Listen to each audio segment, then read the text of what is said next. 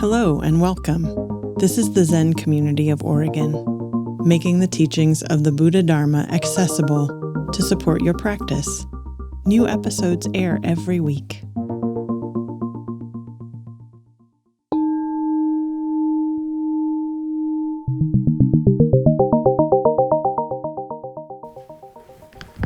Good evening, everyone. Thank you for coming. I had thought when I first came in tonight, there were only a handful of people here. So I thought, I'll do a small group. But then more people came and there were a number of people in line. So then I thought, I'll go back to the talk. But we will see what actually happens. Maybe this is I like to have dialogue with people. Not so much dialogue as I like to hear people's experiences in practicing. And how this poem that we've been chanting, affirming faith in mind, or affirming, or trust in mind, I like both translations, has been present with me this whole Ango period, and I hope it's been important for you, or at least brought you some time of contemplation or interest, and kind of just what is he saying to us? And today when I was thinking about it, it came to me that he's talking about being able to live with uncertainty, being able to be in the present moment with the uncertainty of life. And that is uncomfortable for most of us and difficult in some ways. But he said that is the way that is the great way, is to be able to sit without judging, without comparing, without opinions, without thinking about right and wrong all the time, or should I be doing this? And should I be doing it that way? So this uncertainty of just sitting with a open mind, or sometimes we call it a beginner's mind, not knowing, is what this poem talks to us over and over again. I brought a couple things that I'll use in part of this talk, and one of them is Chosen's forward in this book, Trust in Mind, which really gives a good explanation of what's going on. And then another part, a letter that I found from Dōgen, an open letter to the sangha at one point, it was quite a while ago, about how to practice. And I thought both of them are interesting and they intertwine. So Chosen says, in her talk, she says, our minds are chock full of ideas about meditation and enlightenment. And our teachers had only a little time to entice us into dropping those notions and doing the hard work that will enable us to taste the actual experience of a clear, bright mind. The clear, bright clarity of samadhi and the deep flow of prajna, wisdom. So that's one of the things that we have, these ideas that, I will be enlightened. And then we have an idea of what enlightenment is. And that, he says over and over, is what prevents us actually from going forward. We have these fixed ideas. We think, I will be enlightened after 1 year, or I will have kensho, or I need to sit in samadhi. We have fixed ideas, and all those fixed ideas are what prevents us from really experiencing. It's like if we go to the beach and we see a sunset and we have a fixed idea of what that sunset is going to be like, it clouds our real experience of sitting there and watching how the sunset may unfold.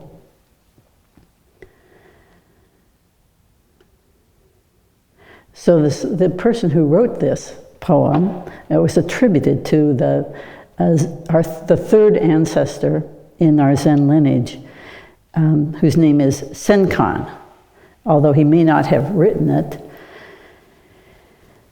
but as inspired Zen practitioners for over 1,300 years. And so there is an important aspect of these teachings and ways of practicing that have been handed down over time and seem to work. And they're still here and they're still with us. And so I think that adds to the credibility of our practice. Thousands of people have practiced and found peace, wisdom, compassion by following these practices and these teachings.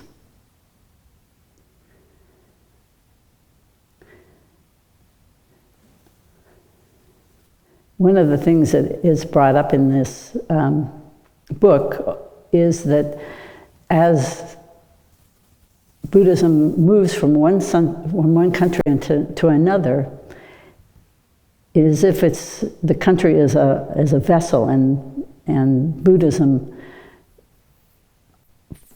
flows in and becomes part of this vessel. And so in each country, important parts are kept, and other parts are kind of dropped away. And then the things that are needed for the time and place are enlightened, I'll say. So it's interesting to think, what is it that we need? What is it in this Western mind of ours that we need that Buddhism can help us with?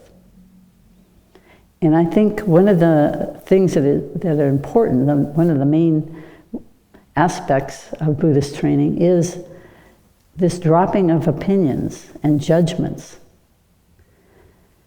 It's opening our eyes to a wider view, letting go of our fixed views, and seeing that there's lots of nuance in the world, lots of different ways that people manifest compassion and wisdom. And there's a lot of different ways that we can actually be in the world. There's a lot of different ways that we are able to relate to other people. And with our very fixed views that this is the only way, we get ourselves in more and more trouble. We become more, and we can see it today, with our more polarized views. This is the right way, this is the right way. This is the way I see it, and it's the only way that's going to work. This is the right way, and it's the only way that's going to work. We don't come to the middle way. The middle way where more people can benefit, where the most people can benefit.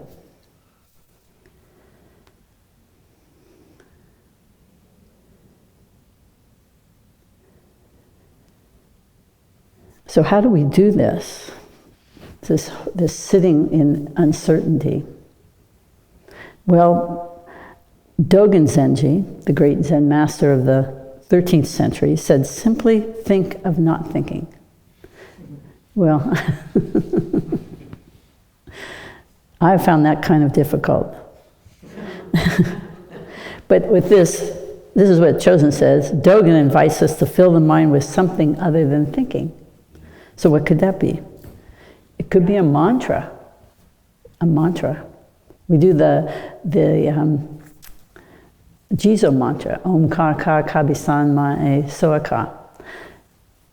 Fill the mind with mantra.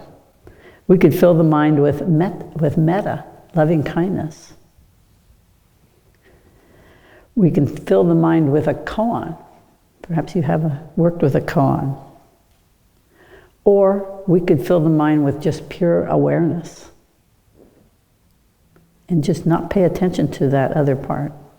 The thinking, remember to do this, that other voice that's talking all the time. Or sometimes it really calms down. It's important that so Dōgen also goes on and says, the mind of enlightenment is a mind that is aware of impermanence, of discontinuity, of ceaseless birth and death.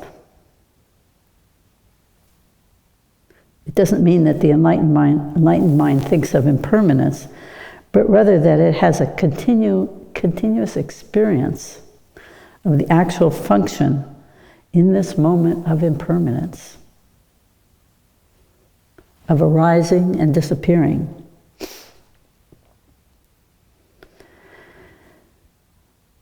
In the Pali Canon, the Buddha recounts that he sat under the Bodhi tree, just on the brink of enlightenment. He reached a state where his mind was purified, bright, unblemished, light, and rid of imperfection. What is this imperfection that he was not quite rid of, or was almost rid of? It's simply the self-centered thoughts. And so this is also what Senkan is speaking of in this poem, is this self-centered thoughts, our self-centered thoughts about I'm better, I'm worse, this is good, this is bad. When we examine discursive thought, all comparing and judging thought, we discover that they are all self-centered. Even self-critical thoughts are self-centered. High self-esteem and low self-esteem are both forms of esteeming the self. If we are to experience for ourselves the truth that we all earnestly long for, we must find a way to suspend for a time the thought function of the mind and activate the awareness function. Interesting. Can we switch that? Can we make a toggle from, that's thought-centered to experience-centered? Awareness function.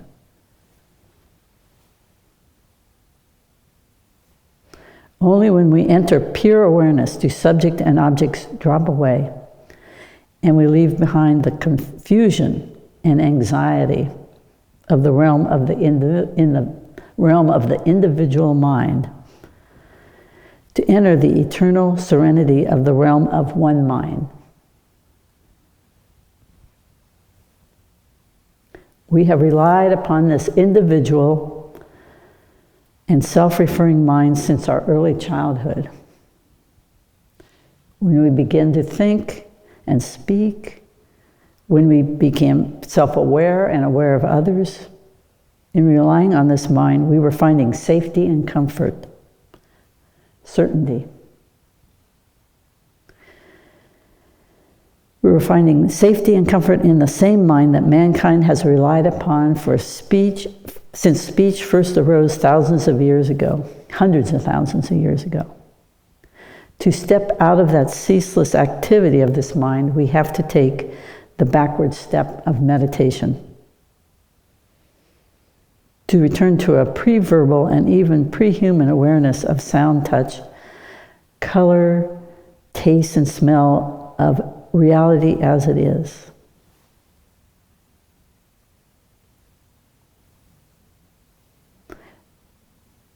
I'm not so sure that we can return to a pre-verbal space, but we can most definitely be in a space where the verbal chatter has completely gone away from our awareness.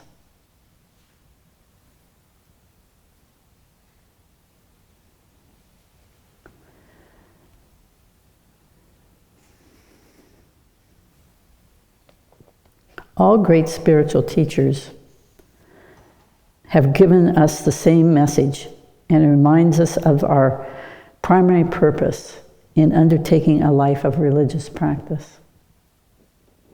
We must open the gateway not just to our full potential as human beings, but ultimately to freedom from suffering that seems inherent to human life.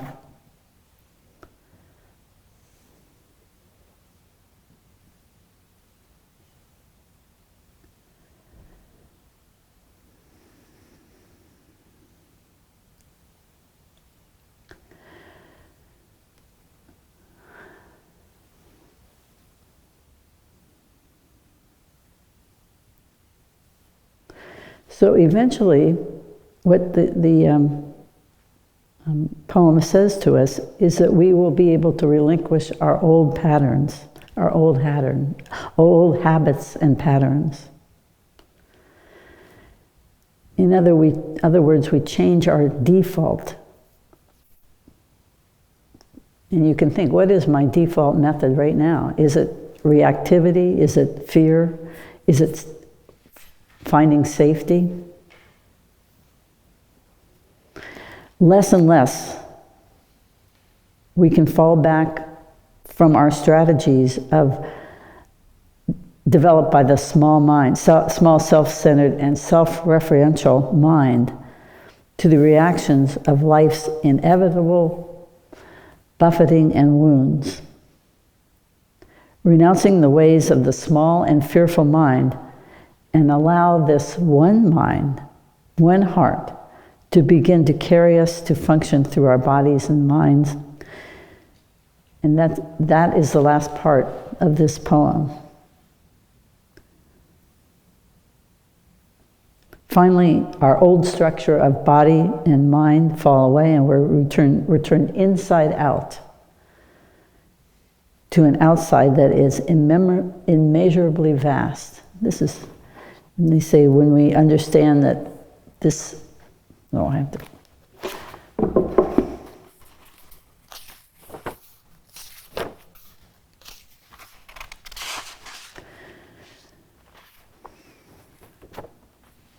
What is not. What is not is. If this is not clear to you, you're still far from the inner truth.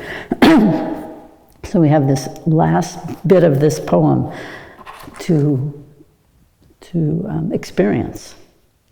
And that is why we suggest people go to sesshin or retreat practice, so that you can have long days and nights and weeks of practice. And what people are at Rohatsu sesshin this week, it started today, it goes until next Sunday. It gives us all an opportunity to really delve deeply into our practice and to see our own, how we are thinking. How does this mind continually return to the small self? How can we open up and return to the pure one mind? And that can only be had by deep practice. When we come here for an hour or 25 minutes or an hour of practice, that keeps us steady. I'll say steady and stable, attached to the ground. But we also need another part of practice, and that's the deep practice that we find in longer retreats and at sesshin. And you can also practice at home and watch and zoom into the long retreats. And I've tried home retreat, and those work just as well for those who have some difficulty with spending the night or your position or posture. But what this poem says is, day by day, year by year, eventually, wisdom will work its way deep into our subconscious. There it lies, waiting for the right circumstances. Then, in an unexpected instant, an event in our life meets the poem exactly. And the song of awakening suddenly becomes our own celebration of joyful understanding and liberation. That's how Chosen has expressed this practice and this poem. Now, if you want a little different view, I will give you Hogan's view. I think this was written, it was written quite a while ago, maybe 10 years ago. He says, the Buddha Dharma is medicine that cures dissatisfaction, suffering, unhappiness, dismay, which Chosen just said is from our own self-centered minds. We hear that we may think that the Buddha is prescribing a medicine, such as an antibiotic, a pill we take periodically, which does the magical work and heals infections without our having to do anything else. We hope we can do Zazen once or twice a day, and that will cure us.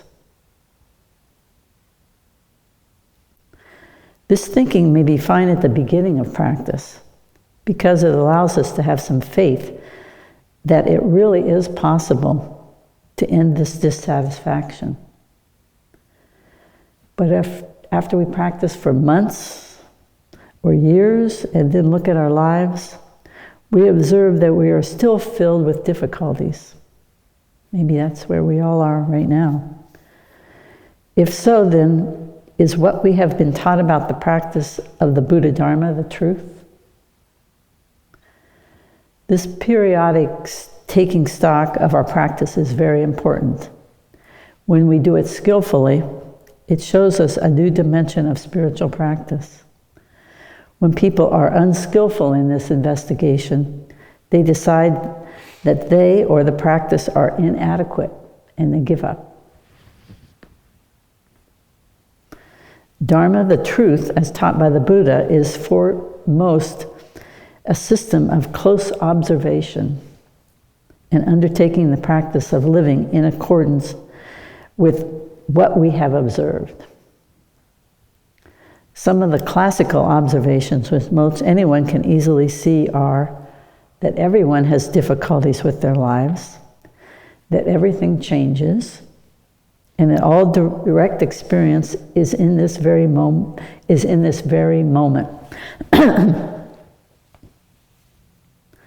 The Buddha's advice on how to end dissatisfaction takes all three of these into account. There are two basic approaches to practice. The first is to end dissatisfaction. The first way is to settle the mind completely into experience of the moment,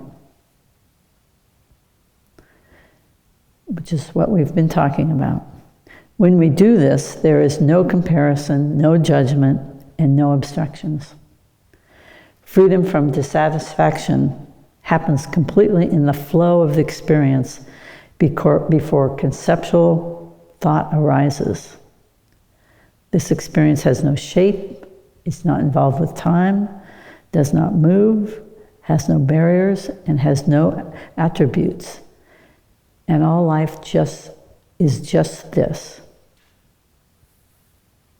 To put the wordless into inadequate words, it is by very nature a bright, clear, free, and boundless.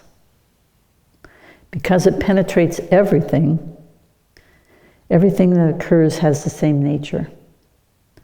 From this perspective, nothing moves and everything flows. The vicissitudes of life arise and disappear without hindrance. To have even a glimpse of this is the beginning of true faith in Buddha Dharma. But we have only had a timeless glimpse of this foundational truth. With new appreciation, we come back to our ordinary lives of duality and lots of problems. So the second way to end dissatisfaction is to follow the path of practice laid out by the Buddha and great masters. In essence, this is to live ethically, to look deeply into things, and to do our best to live in the wisest way possible. This practice is a day-by-day, moment-by-moment path requiring continual awareness. When we are absorbed in awareness, fully responding to what comes towards us in the present, dissatisfaction is not an issue. But when we think of practice as medicine, take once or twice daily, our old habitual way of thinking and acting once again takes over, and dissatisfaction, suffering, unhappiness, dismay, vexations, and dukkha all arise in full measure. So what is a skillful way to work with this evolutionary phase of spiritual practice? There are 3 things that might be helpful. First, study basic Buddhism so that the path is understandable and people do not have magical ideas of what should happen. Second, encourage involvement in ongoing practice. Dōgen says that he finds people who attend retreats have deeper and more affirming experiences than those who do not. Third, to take responsibility for the sangha. There is good research that repeatedly shows that people who help others are happier and more satisfied than those who do not.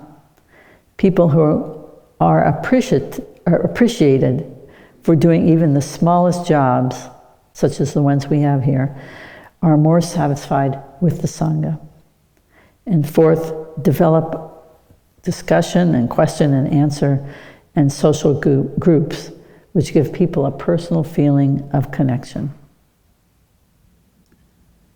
One of the functions of the spiritual path is that it gives purpose and direction to someone's life. An aimless, self-indulgent life is full of dissatisfaction. A life of purpose, helping others and experiencing the taste of real Dharma, is much more satisfying.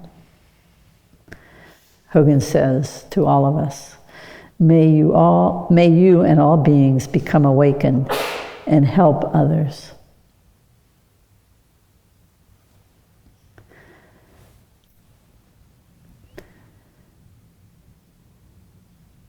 So my practice has been starting with just coming once a week, to coming twice a week, to becoming more and more involved, to taking Ango seriously, to delving deeply into practice, going to sesshin, to really looking at my own mind and how full of judgment and opinions and comparisons and self-centered views it is and was. I think over time, a lot of that has dropped away. Some of it, at least, has dropped away. And so I'm encouraged that this practice really does fulfill our dreams of letting go of our dissatisfaction, of feeling connected to other people, to the world, to the cosmos, that we all have a purpose in life. And our job is to find out what is that purpose.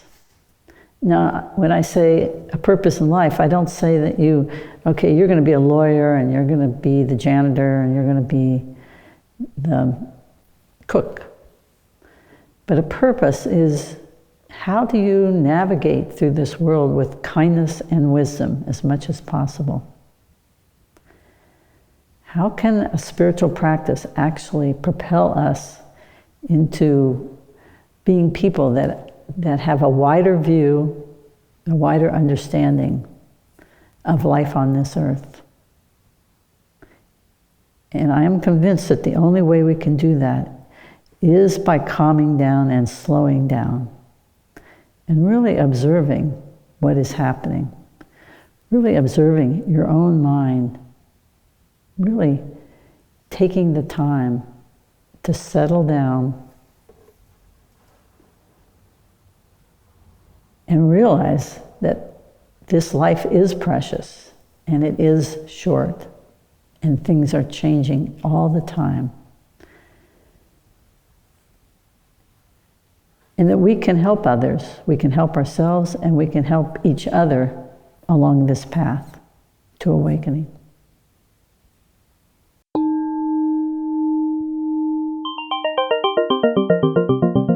Thank you for listening to the Zen Community of Oregon podcast, and thank you for your practice.